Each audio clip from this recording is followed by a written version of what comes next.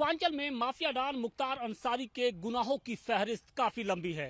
प्रयागराज के अतीक अहमद की तरह उसने भी गाजीपुर और मऊ में कई ऐसे मकान थे, कई ऐसे जमीनें थी जिसको नाजायज तरीके से हड़प लिया था और इसके बाद उसके ऊपर जब अब कार्रवाई हो रही है तो वो अब सरकार को घेर रहा है। लेकिन इन सब के बीच में हमारे साथ कुछ मुस्लिम परिवार है, कुछ मुस्लिम लोग हैं, हालांकि ये बीजेपी से जुड़े हुए लोग हैं। मुख्तार अंसारी ने इनकी भी जमीनों को कब्जा कर लिया था, लेकिन बाद में जब योगी सरकार आई तो किसी तरीके से इनकी जो जमीन है, जो इनके मकान है, वो छूटे। ये बताइए कि आप लोगों ने किस तरीके से मुख्तार अंसारी के आतंक को झेला है? साहब, हम लोग तो बहुत ही पजल्ड थे, पूरा परिवार सदमे में था और ये था कि कब किसकी हत्या हो जाए, मार दिए जाएं, और इतने दबाव में लिया था जब ज़मीन कब्जा किया उसने। और ये सोच लीजिए कि हम लोग नाउम्मीद हो गए थे कि अब दुनिया में नहीं है, अब मौत आनी है।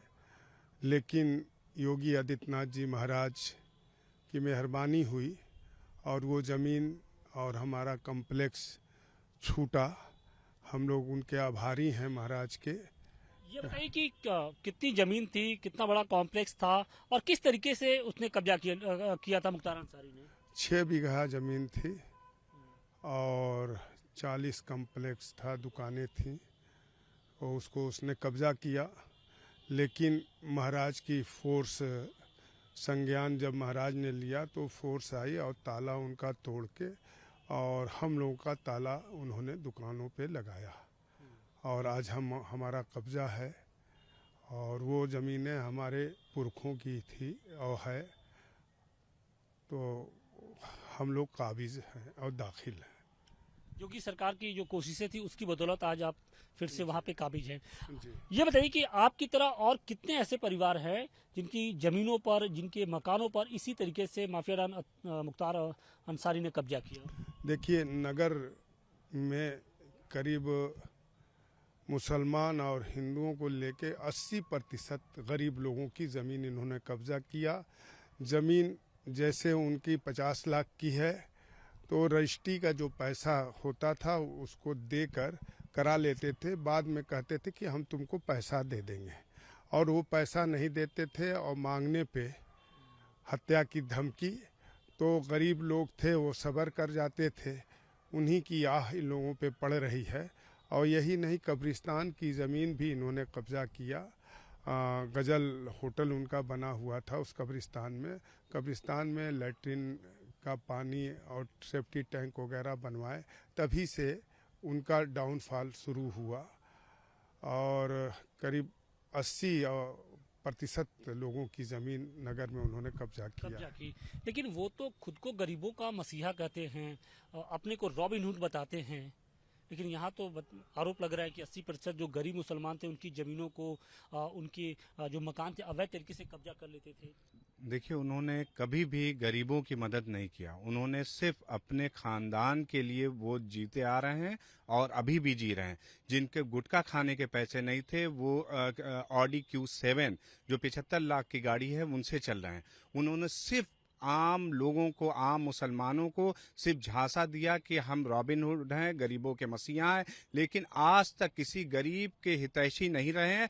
जो एक वाकया है कि एक शादी में एक आदमी जाता है उनके यहाँ पैसा मांगने के लिए, तो 10,000 रुपये वो किसी हालत में देते हैं, लेकिन उनके बड़े भाई शिफ़कतुल्लाह कहते हैं ये कितना पैसा है, तो कहेंगे 10,000, लिया वापस कर। उन्होंने पैसा ले करके सिर्फ 3,000 रुपये उस परिवार को दिया। ये ऐसे परिवार हैं जो खुद MLA उस प्रेजेंट टाइम में था वो, ठीक है, उनका पूरा परिवार MLA MP रहे, उसके बावजूद ये कभी गरीबों की मदद नहीं किए। ये सिर्फ दिखावा है और कुछ नहीं है। किस तरीके से वो गरीबों को प्रताड़ित करते थे? क्या सिर्फ जमीन और मकान कब्जाने तक ही सीमित था कि दूसरे तरीके से भी वो प्रताड़ित करते? देखिए, उनका ये सोच है कि हमारे परिवार के अलावा गाजीपुर में कोई मुसलमान नेता ना उभरे, ठीक है। उनकी ये आज से नहीं, ये 85 से ये सोच है, 1985 से, कि कभी कोई मुसलमान उभरे ना, और उन्होंने उभरने का मौका नहीं दिया कि कोई और फाटक के अलावा कि नेता बने। उन्होंने हाँ, जो गरीब मुसलमान हैं उनको 5-5 हजार रुपए में कट्टा दे करके लोगों के अंदर बदमाशी करने का हुनर दिया। ठीक है, यही उनका वो कामयाबी है। कभी भी गरीबों की मदद उन्होंने आज तक नहीं की। गरीबों की मदद नहीं की। लेकिन क्या लगता है कि क्या वो बीजेपी का डर दिखाकर आम मुसलमानों को ये कहते थे कि नहीं तुम मुझे वोट दो?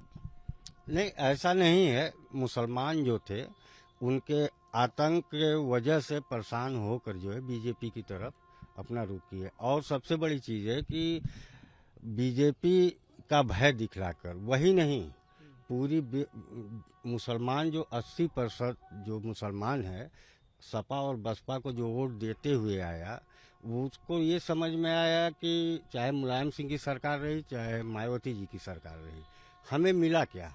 फेस मिला, पावर नहीं मिला। लेकिन वो तो कहते हैं कि मुसलमानों को आज टारगेट किया जा रहा है। खुद को बताते हैं कि देखिए मैं मुस्लिम हूँ, इस वजह से मुझे टारगेट किया जा रहा है। अफजाल अंसारी मुस्लिम है, इस वजह से उनको टारगेट किया जा रहा है। अतीक अहमद मुस्लिम थे, इस वजह से उनको टारगेट किया जा रहा है। अच्छा, तो अखिलेश यादव जी अतीक को क्यों नहीं अपने पार्टी में लिए? मुख्तार अंसारी को क्यों नहीं अपने पार्टी में लिए? अखिलेश यादव ने क्यों नहीं अफजाल अंसारी को अपने पार्टी में लिया? 2014 का याद होगा, जब इनकी खुद की ये पार्टी बनाए थे, इनको तोड़कर इन लोगों को बेइज्जत करके निकाला गया। यही अखिलेश यादव हैं। और आज जो भी हुआ है, चाहे अतीक के साथ हो रहा है, या सबसे बड़ा इसके जो दोषी हैं वो आदरणीय और ये मुसलमानों के हमदर्द जो है अखिलेश यादव ही है। अखिलेश यादव जी अखिलेश यादव ने आपने सुना होगा, देखा तो नहीं होगा, लेकिन सुना जरूर होगा कि किस तरीके से गाजीपुर मऊ में मुख्तार अंसारी परिवार का आतंक था। क्या सुना आपने, कभी महसूस किया? महसूस भी हुआ है, सुना भी है कि डर था, भय था लोगों के बीच में। उनके बीच में लोग जाते नहीं थे और अपना डर बनाए हुए थे, ताकि इस तरह का ये गुंडाराज चलता था उन लोगों का। और योगी सरकार जब से आई है, ये गुंडाराज और माफिया राज खत्म हुआ है। इसके लिए ये योगी राज और भाजपा सरकार जो है इसके काबिल है। गुलाम साहब, ये बताइए कि दौर बदल चुका है। जिस माफिया की एक तरीके से तूती बोलती थी, वो आज बांदा जेल में है। उसका जो बड़ा बेटा है वो कासगंज जेल में है। बहू है वो इस वक्त चित्रकूट जेल में बंद है। पत्नी आफता अंसारी वो फरार हैं। दौर कितना बदला? देखिए, दौर तो बदल नहीं है।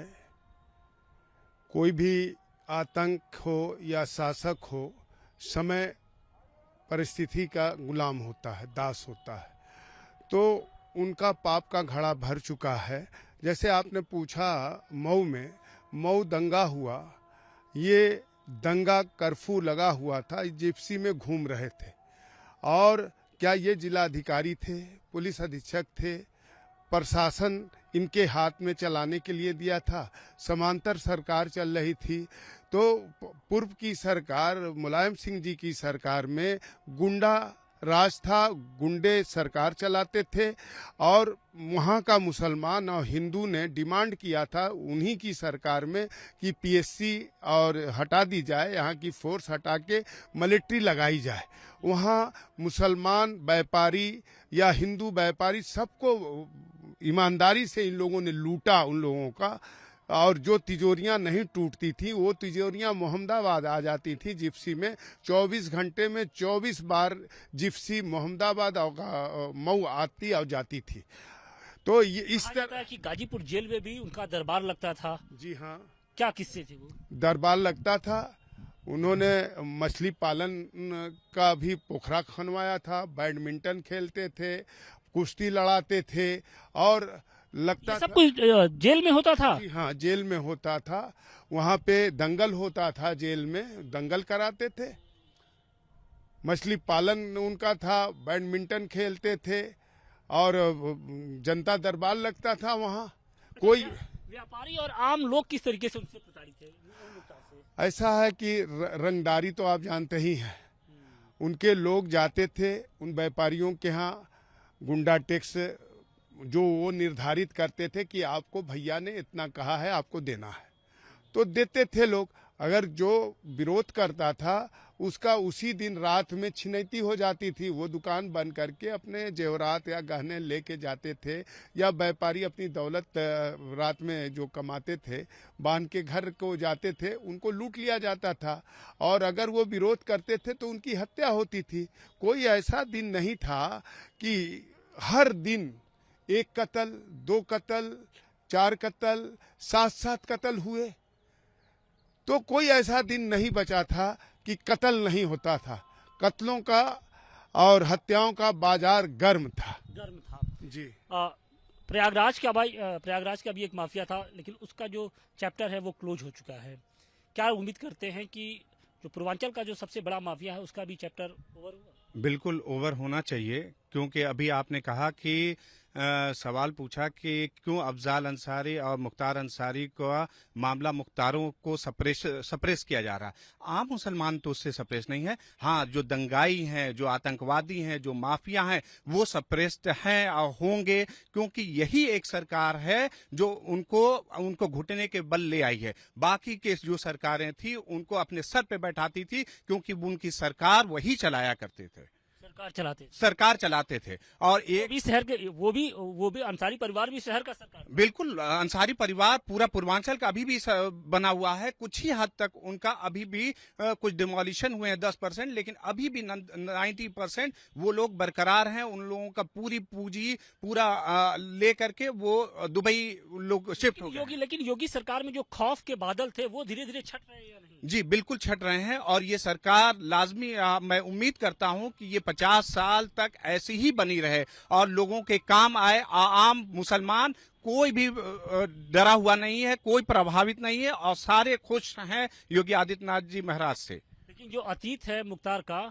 वो भयावह था। बिल्कुल भयावह था कि हम जब स्कूल, आप लोग उसके पीड़ित हैं। जी, हम लोग बिल्कुल पीड़ित हैं। उन लोगों का हमेशा रहा है। वो हम लोग पासमादा समाज में हैं, तो हम लोगों को कहा करते थे बहुत नीच भाषा में करते थे, अरे कबड़िया, जाति सूचक कबड़िया कहा करते थे। और जितने भी पासमादा मुसलमान हैं सबको उन्होंने ऐसे ही ट्रीट किया। किसी को कबड़िया कहते थे, किसी को जुलाहा कहते थे, किसी को नैया कहते थे, किसी को अच्छे नाम से शुभ नाम। ये आवाज उन मुसलमानों की है जिनके रहनुमा खुद को रहनुमा बनते थे, मुख्तार अंसारी और अफजाल अंसारी। लेकिन गाजीपुर में इनके जैसे न जाने और कितने मुस्लिम परिवार हैं जो एक तरीके से मुख्तार अंसारी की जो कारस्तानी है उसके भुक्तभोगी रह चुके हैं। गाजीपुर से अतकेश के साथ आशुतोष सिंह, टाइम्स नाउ, नव भारत।